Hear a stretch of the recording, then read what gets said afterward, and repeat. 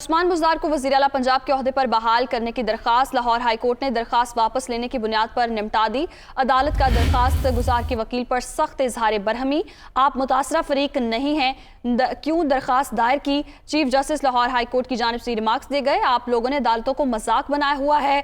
Chief justice Lahore high court अमीर भट्टी की जानिब से ऐसा कहा गया। इसी पर बात करेंगे, नुमाइंदा दुनिया न्यूज़ मोहम्मद अशफाक हमारे साथ मौजूद हैं।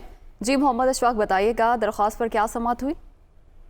जी बिल्कुल, chief justice Lahore high court justice Mohammad Amir Bhatti ने नदीम सरवर एडवोकेट की दरख्वास्त पर समाअत की। तो नदीम सरवर एडवोकेट ने यह मौक़िफ़ इख्तियार किया कि वज़ीर आला पंजाब उस्मान बुज़दार का इस्तीफ़ा आइन और कानून के मुताबिक मंजूर नहीं हुआ और ना ही आइनी तकाज़े पूरे किए गए हैं, लिहाजा अदालत इस्तीफ़ा मंजूर करने के इक़दाम को कलअदम करार दे।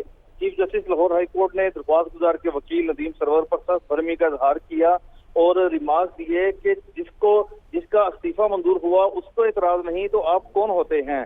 चीफ जस्टिस ने कहा कि आप लोगों ने अदालतों को मजाक बना रखा है, सस्ती शोहरत के लिए अदालतों में दरख्वास्तें दायर कर देते हैं। चीफ जस्टिस ने कहा कि जरा थोड़ा सा भी सब्र नहीं होता और आप अदालतों में आ जाते हैं, ना तो आप मुतासरा फरीक हैं और ना ही आपके साथ कोई दरख्वास्त गुजार और खुद से पिटीशन आपने फाइल कर दी। अदालत ने दायर दरख्वास्त को नाकाबिले समाअत करार दिया। तो इस मौके पर दरख्वास्त गुजार ने कहा कि वो अपनी पिटीशन वापस लेना चाहते हैं, जिस पर अदालत ने दरख्वास्त वापस लेने की बुनियाद पर निपटा दी। जी मोहम्मद अशफाक, बहुत शुक्रिया, आपने तफसीलात से आगाह किया।